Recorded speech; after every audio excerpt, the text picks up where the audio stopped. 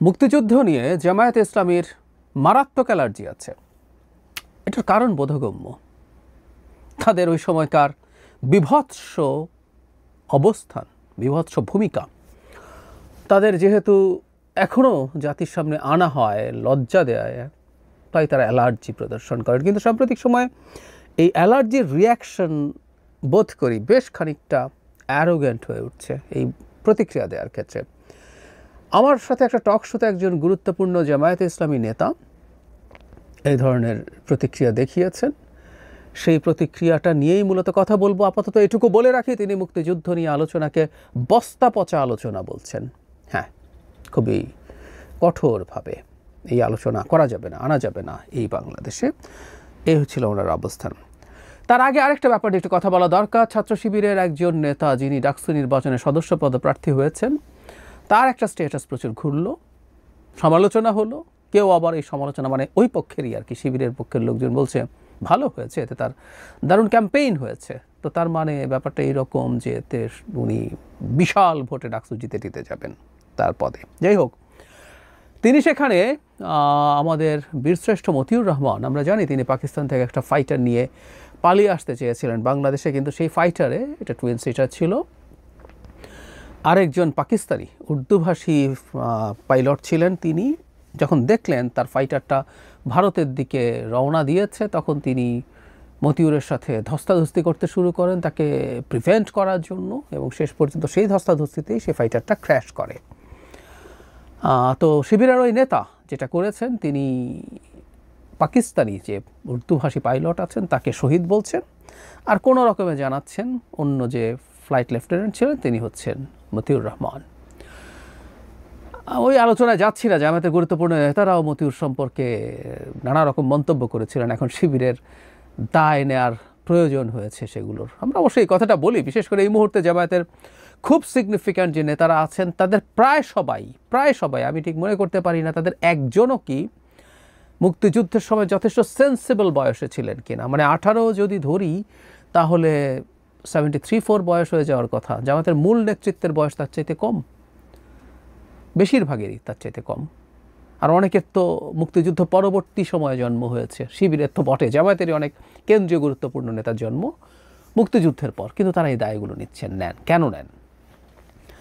তার চাইতেও ভয়ঙ্কর কথা, আমি যে টকশোটার কথা বলছিলাম, এই টকশোটা আমি আপনাদেরকে অনুরোধ করব দেখার জন্য।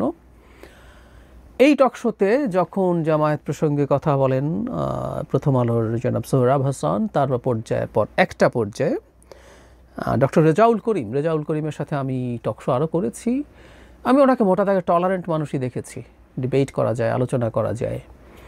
কিন্তু তিনি হঠাৎই রেস্টলেস হয়ে উঠলেন এবং একটা পর্যায়ে তিনি বলছেন যে এই 24-এর বিপ্লবের মধ্যে দাঁড়িয়ে বস্তা পচা আলোচনা, মানে মুক্তিযুদ্ধ নিয়ে আলোচনা যখন হচ্ছে, অ্যাঙ্কার তাকে বারবার জানতে চান যে মুক্তিযুদ্ধ নিয়ে আলোচনাই কি বস্তা পচা কিনা। ওইখানে মুক্তিযুদ্ধ নিয়ে অনেক ইস্যু এসছে, মুক্তিযুদ্ধে জামাতের দায় নিয়ে প্রশ্ন এসছে, সেই প্রশ্নগুলো নিয়ে তিনি খুব ইনটলারেন্ট হয়েছেন এবং বস্তা পচা এইরকম শব্দ ব্যবহার করার স্পর্ধাই দেখিয়েছেন। আমি বলবো খুবই ইনটলারেন্ট ভঙ্গিতে।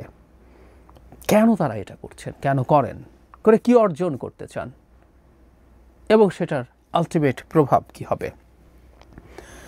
জামায়াতে ইসলামী মুক্তিযুদ্ধের সময় পাকিস্তানিদের, মানে পশ্চিম পাকিস্তানিদের পক্ষ নিয়েছিল রাজনৈতিকভাবে, কোলাবোরেটর হিসাবে, এবং জরুরি কথা, তাদের অনেকেই রাজাকার বা আলবদর বাহিনীর সাথে যুক্ত হয়ে যুদ্ধাপরাধ এবং মানবতা বিরোধী অপরাধও করেছেন। এখন সমস্যা যেটা হয়েছে সেটা হলো তাদের অনেকের হয়তো গলাটা খানিকটা চড়ে উঠছে যে শেখ হাসিনা ট্রাইব্যুনালে, আইসিটিতে জামায়াত নেতাদের বিচার নিয়ে প্রশ্ন উঠেছে, এবং একজন কিছুদিন আগে আদালত থেকে ছাড়া পেয়েছেন, এটি আজহারুল ইসলাম, এবং সেটার ভিত্তিতে বলা হচ্ছে বাকিদের যাদের মৃত্যুদণ্ড হয়েছে প্রত্যেকেই নির্দোষ ছিলেন। ওটার ভিত্তিতে ইনফ্যাক্ট জনাব করিমও ঠিক সেভাবে বলার চেষ্টা করছেন।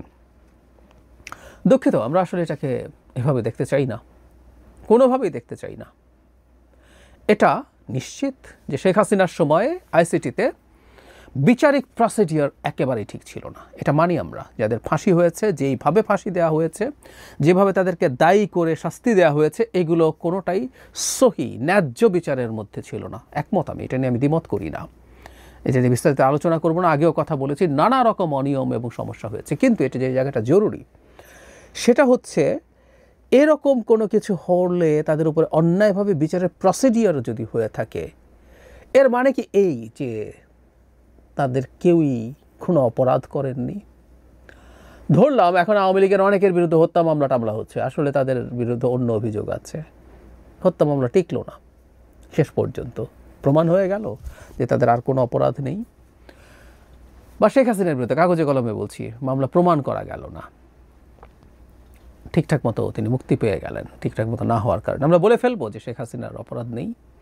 আমি প্রায় একটা কথা বলি যে এই যে বিচারগুলো হয়ে যাদের ইভেন মৃত্যুদণ্ড হয়ে গেছে, এগুলোর মরণোত্তরও একটা বিচার হওয়ার অপশন থাকা দরকার। বাংলাদেশে এটা নেই, এটা চালু করে হওয়া দরকার, কারণ আমরা দেখতে চাই জেনুইন একটা তদন্ত এবং বিচারে এনাদের শাস্তি হয় কিনা, হলে কোন শাস্তি হয়, কতটুকু হয়। অনেকের হয়তো মৃত্যুদণ্ড হতো না, কিন্তু কোনো কোনো শাস্তি হওয়ার সম্ভাবনা নিশ্চয়ই আছে, এমনকি মৃত্যুদণ্ড হওয়ার মতো অপরাধ কারো কারো আছে বলে ডকুমেন্ট আমাদের এখানে আছে। যাই হোক, আমি সে আলোচনা করছি না, আমি প্রায় এই জন্য একটা কাজ করি, ফৌজদারি অপরাধ সরিয়ে রাখি। তারা তো পলিটিক্যালি পাকিস্তানিদের সাথে ছিলেন। পাকিস্তান যেভাবে মানবতা বিরোধী অপরাধ করে, যুদ্ধাপরাধ করে, ক্র্যাকডাউন চালিয়ে, ধ্বংস করে, রেপ করে, হত্যা করে পাকিস্তানকে একসাথে রাখতে চেয়েছিল, ভারত জুজুর ভয় দেখিয়ে সেই পাকিস্তানকে নৈতিকভাবে সমর্থন করাও কি সঠিক? এই প্রশ্ন প্রায়ই করেছি। এখনও তাদের মধ্যে দ্বিধাদ্বন্দ্ব। জামায়াতের আমিরকে যখন জিজ্ঞেস করা হয়, তিনি বলেন 47 থেকে এখন পর্যন্ত যত অপরাধ হয়েছে, মানে ডাইলিউট করা 71কে। শুধু সেটা না, আমি প্রায় কোট করি, লন্ডনে গিয়ে এই গত নভেম্বরে তিনি বলছেন জামায়াত যদি স্বাধীনতার সময় কোনো অপরাধ করে থাকে এবং যদি ভুল করে থাকে, যদি সেটা সন্দেহাতীতভাবে প্রমাণিত হয়, তাহলে তারা মাফ চাইবেন। 73 বছর পর এখনও ভুল করেছেন কিনা তারা এটুকুও জানেন না, তারা জানেন না, এইভাবে করেন। যদিও ডক্টর রেজাউল করিম এভাবে বলেন যে তারা যুদ্ধে অংশগ্রহণ করতে পারেননি, সেটা নিয়ে তাদের কষ্ট আছে, মনোবেদনা আছে, কিন্তু তারা যে পাকিস্তানকে কোলাবোরেট করেছেন, সমর্থন করেছেন এখানে এইভাবে, এই বিভৎসতায়, আবারও বলছি অ্যাক্টিভলিও সাহায্য করেছেন, যেগুলো ফৌজদারি অপরাধ, সেটা নিয়ে তাদের কোনো রিপেন্টেন্স আসলে নেই।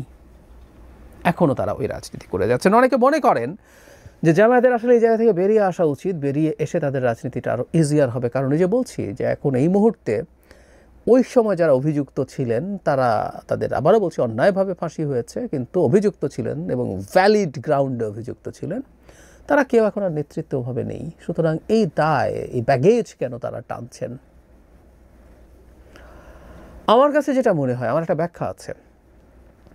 ব্যাখ্যা হচ্ছে জামায়াত পলিটিক্যালিও যে সমর্থন করেছে, এই জিনিসটাও খুবই ভয়ঙ্কর আসলে।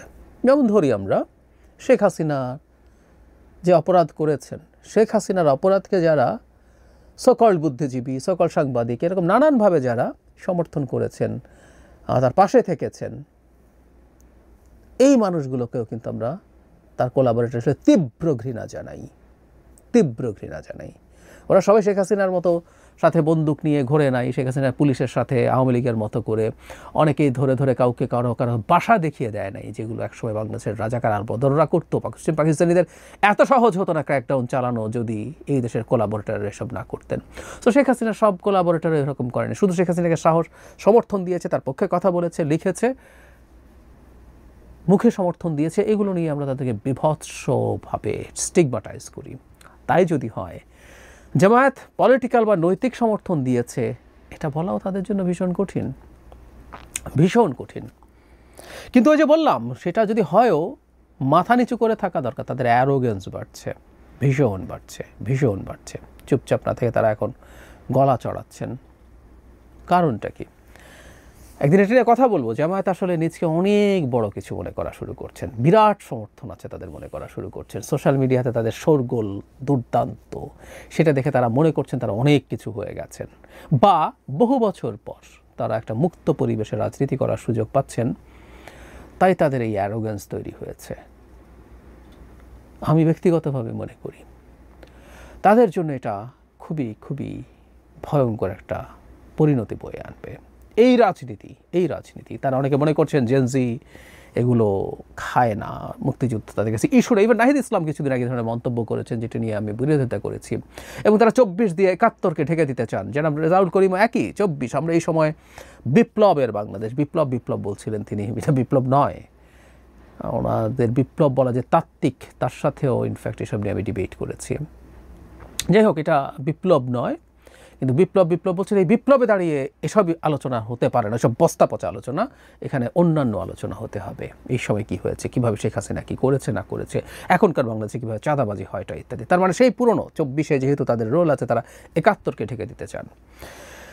কিন্তু এটুকু খুব স্পষ্টভাবে বলে 71কে নেগোশিয়েট